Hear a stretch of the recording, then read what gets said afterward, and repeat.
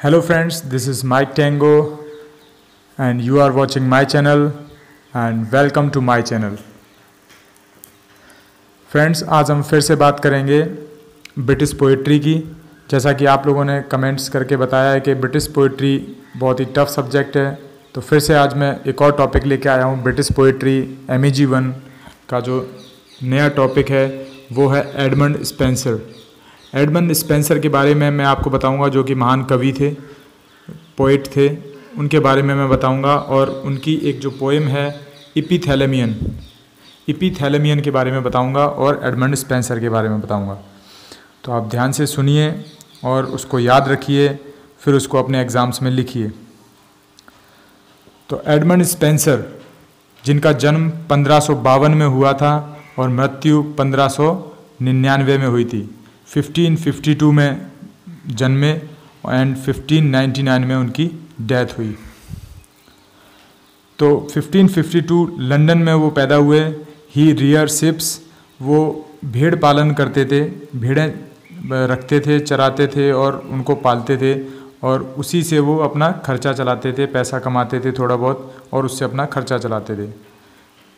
16th century में English का थोड़ा ग्रोथ हुआ, इंग्लिश डेवलप हुई अच्छे से 16th सेंचुरी में।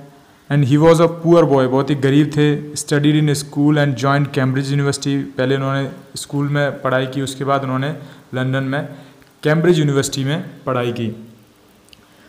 बट कैम्ब्रिज यूनिवर्सिटी में एज ए सीजर बॉय पढ़ाई की उन्होंने। सीजर बॉय मीन्स कि छात्रवृत्ति, जो बोलते हैं छात्रवृत्ति उनको मिलती थी सरकार की तरफ से, उसके ऊपर उन्होंने पढ़ाई की, क्योंकि वो इतना पैसा अफोर्ड नहीं कर सकते थे। And odd jobs in university campus, जो यूनिवर्सिटी कैंपस है वहाँ पे वो ऑड जॉब्स, छोटे मोटे काम वहाँ पे करते थे, जिसके बदले में वहाँ वो पढ़ाई करते थे। And his first poem was a translation from French and Italian poets poem.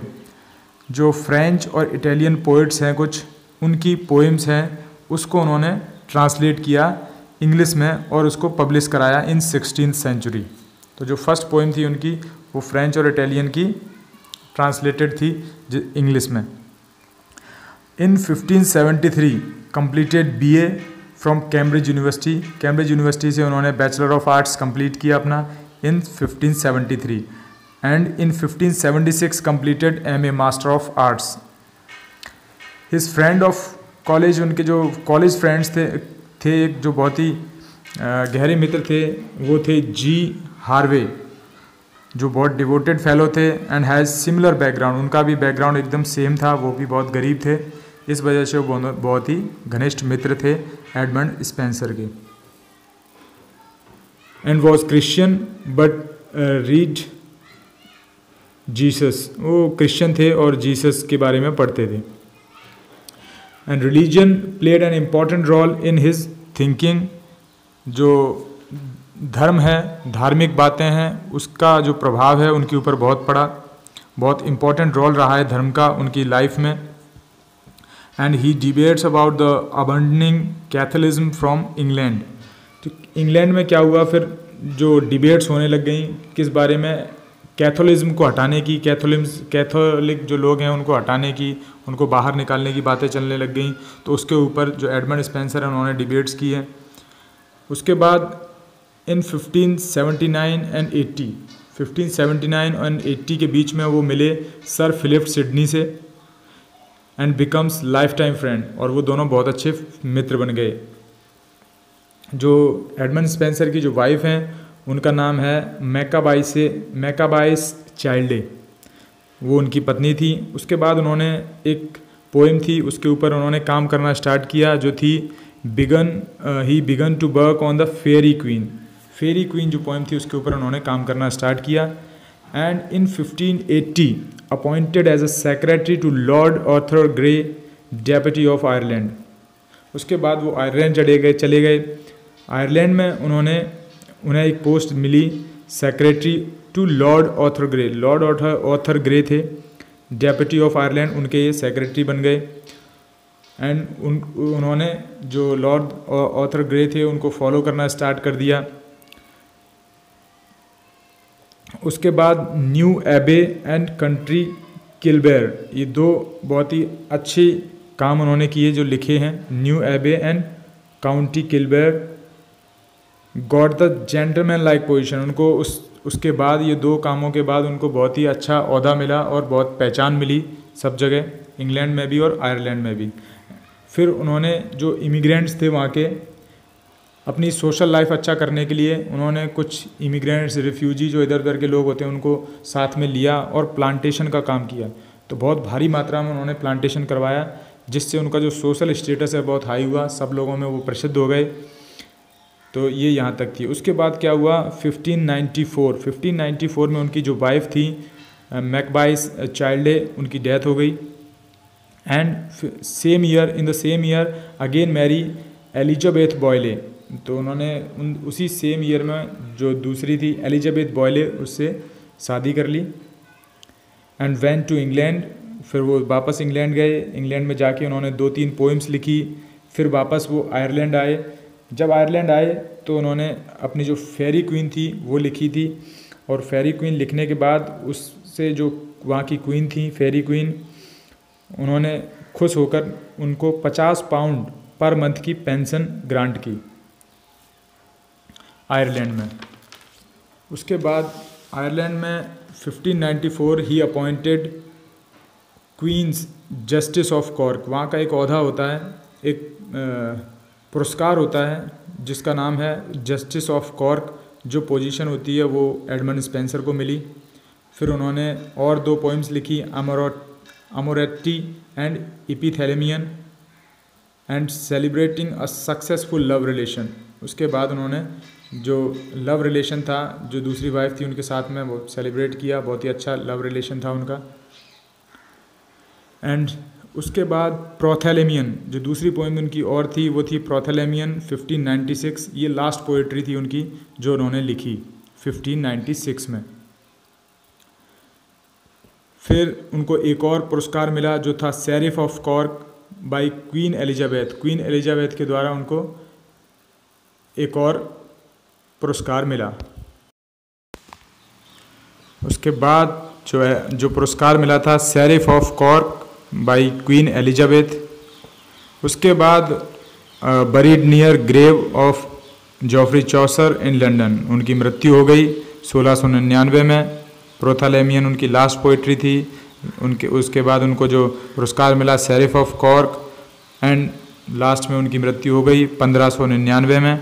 और जो इंटरेस्टिंग चीज़ है, याद रखने वाली बात है, जो जॉफ्री चौसर, जिनको फादर ऑफ इंग्लिश लिटरेचर कहा जाता है, उनके ग्रेवयार्ड के जस्ट बगल में इनको दफनाया गया इन लंदन। तो ये था एडमंड स्पेंसर के बारे में। अभी हम एक पोएम पढ़ेंगे एडमंड स्पेंसर की, जो है इपिथैलेमियन। इपिथैलेमियन क्या है? एक वर्ड है जिसका मीनिंग नहीं है। ये मीनिंग जो है एडमंड स्पेंसर ने खुद बनाया है, वो है एट द बेड चैम्बर और एट द ब्राइडल चैम्बर भी कह सकते हैं।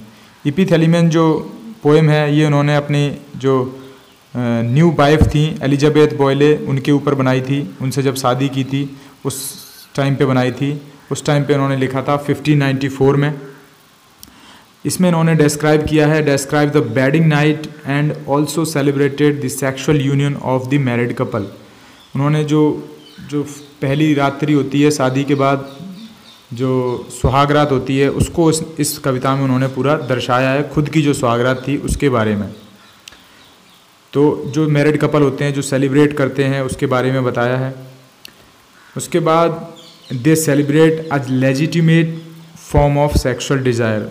उसमें जो उन्होंने जो सेलिब्रेट किया है वो एक लेजिटिमेट सेक्सुअल डिज़ायर है, जो वैध उचित है, उसी को उन्होंने सेलिब्रेट किया है, उनका कहना है। And Spenser gives himself multiple role. उन्होंने अपने आप को बहुमुखी बताया है इसमें। जो उनके जो रोल्स हैं वो बहुत ज़्यादा हैं। खुद को बताया है जैसे एज ए पोइट तो हैं, वो पोइट्री लिख रहे हैं खुद, तो वो पोइट हैं। एंड लवर, वो अपनी वाइफ को प्यार करते हैं तो लवर बोला है। एंड ब्राइड ग्रूम, वो एक दूल्हा हैं तो दूल्हा भी हैं उसमें। और मास्टर ऑफ द सेरेमनी, और उस सेरेमनी के वो सरताज हैं, मास्टर हैं। एंड एज इवेंचुअल, अंत में अ हस्बैंड, बाद में उन्होंने अपने आप को हस्बैंड बताया। And this poem contains 24 stanzas with a total of 365 long lines. इस पोएम में 24 स्टेंजाज हैं एंड 365 लॉन्ग लाइन्स, लंबी लंबी लाइनें हैं 24 स्टेंजा के अंदर, 365 lines, and representing the day of the year. इसका एक कारण है 24 stanza denotes 24 hours in a day and 365 denotes 365 days in a year. तो वो इसमें बताना चाह रहे हैं कि मैं 24 घंटे 365 दिन अपनी वाइफ को प्यार करना चाहता हूँ। And this poem is not a coincidence, ये कोई कोइंसिडेंस नहीं है, ये और कोई हैस्टी एक्सीडेंट, कोई शीघ्र ऐसे ही कुछ हो गया वाला एक्सीडेंट नहीं है। And in this poem the poet required variations, जैसा कि उन्होंने बताया है इस पोएम में वो वेरिएशंस चाहते हैं, एज वेल एज चेंजेस, कुछ चेंजेस चाहते हैं, एंड कंटिन्यूटी, कंटिन्यूटी किस चीज़ की, जो चीज़ उनको अच्छी लगती है उस चीज़ की कंटिन्यूटी चाहते हैं, and not the repetition of the words and eco, जो वर्ड्स और इको जो साउंड्स हैं वो उसका रेपिटेशन नहीं चाहते हैं, वो आवाज़ें नहीं चाहते हैं।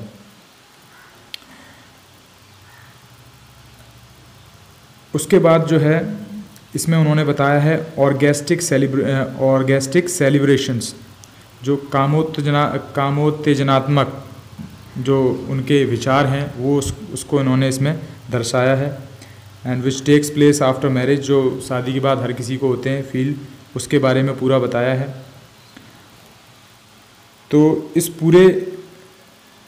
पूरे जो पोएम है इसको कुछ स्टेंजाज में डिवाइड किया गया है और उसके जो मतलब है मैं आपको बताऊंगा।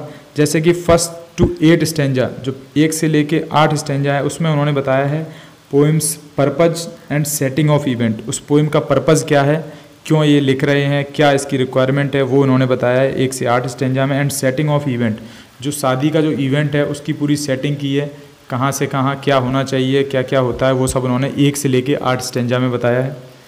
एंड नेक्स्ट है 9 to 13, 9 to 13 जो स्टेंजाज हैं उसमें उन्होंने वेकअप बिलव्ड ब्यूटी, जो बिलव्ड ब्यूटी है, जो ब्राइड की जो ब्यूटी है, जो दुल्हन की जो ब्यूटी है उसके बारे में उन्होंने बताया है। एंड ब्यूटी के बारे में उन्होंने जो बताया है स्पेशली इसमें 9 to 13 स्टेंजा में ये बताया, और इसी के अंदर जो 10 और 11 स्टेंजाज हैं, 10 और 11 जो स्टेंजा है उसमें उन्होंने बताया है senses of objectification is intensified by the fragmenting of the body of bride into its attractive and seductive। उन्होंने इसको मैं बताता हूँ आपको, इसका मतलब है जो ब्राइड है उसकी जो फ्रेगनेंस है, जो खुशबू है, वो उनको अट्रैक्ट करती है एंड सिडक्ट करती है, मीन्स लुभाती है। तो ये उन्होंने बताया इस खूबसूरती के बारे में 9 से 13 स्टेंजा में। उसके बाद आते हैं हम 14 से 17 स्टेंजा। 14 to 17 स्टेंजा में उन्होंने बताया है चर्च के बारे में, जब शादी होती है, वेडिंग सेलिब्रेशन, वेडिंग होती है तो क्या क्या सेलिब्रेट करते हैं उसके बारे में बताया है।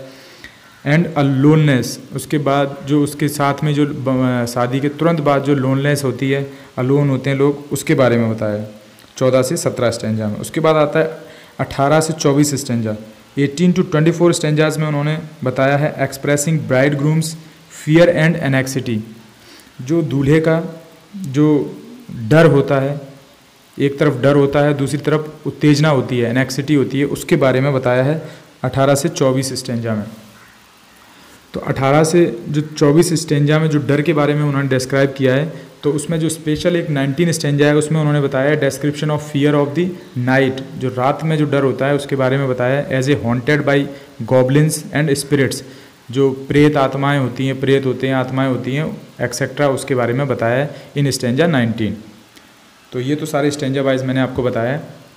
इसके बाद उन्होंने बताया है blessing of all the gods for Spenser and Boyle's union, जो न्यूली मैरिड कपल है स्पेंसर एंड बॉयले, ये आशा करते हैं कि जो भगवान है उसकी ब्लेसिंग्स इनके साथ रहेगी, ये ऐसा आशा करते हैं।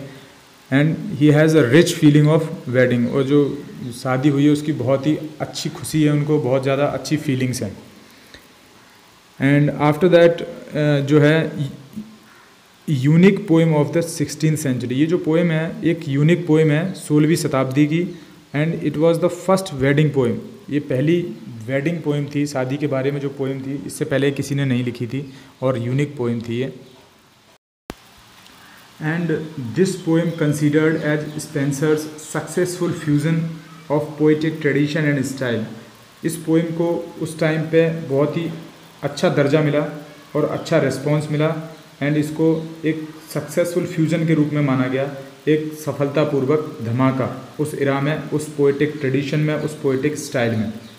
तो बहुत ही नाम हुआ एडमंड स्पेंसर का और बहुत फेम मिला इस पोइम की वजह से और बहुत ही हिट हुई ये पोइम उस इरा में। तो फ्रेंड्स, ये थी इपिथैलेमियन रिटन बाय एडमंड स्पेंसर और एडमंड स्पेंसर की खुद की लाइफ के बारे में कुछ जानकारी जो मैंने आपको बताई। इसको आप अपने ही लैंग्वेज में लिख सकते हैं और अच्छे नंबर स्कोर कर सकते हैं एग्ज़ाम्स में। तो thank you friends, thank you very much. मेरे चैनल को लाइक करें, सब्सक्राइब करें एंड बेल आइकन पे ज़रूर क्लिक करें। उसके बाद मुझे बताएं कमेंट्स करके कि आपको ये पोइम कैसी लगी और इसमें क्या अच्छा लगा, क्या अच्छा नहीं लगा। तो मैं नेक्स्ट टाइम आपकी हेल्प करने के लिए कुछ और ट्राई करूँगा। एंड बेल आइकन पे अगर आप क्लिक करेंगे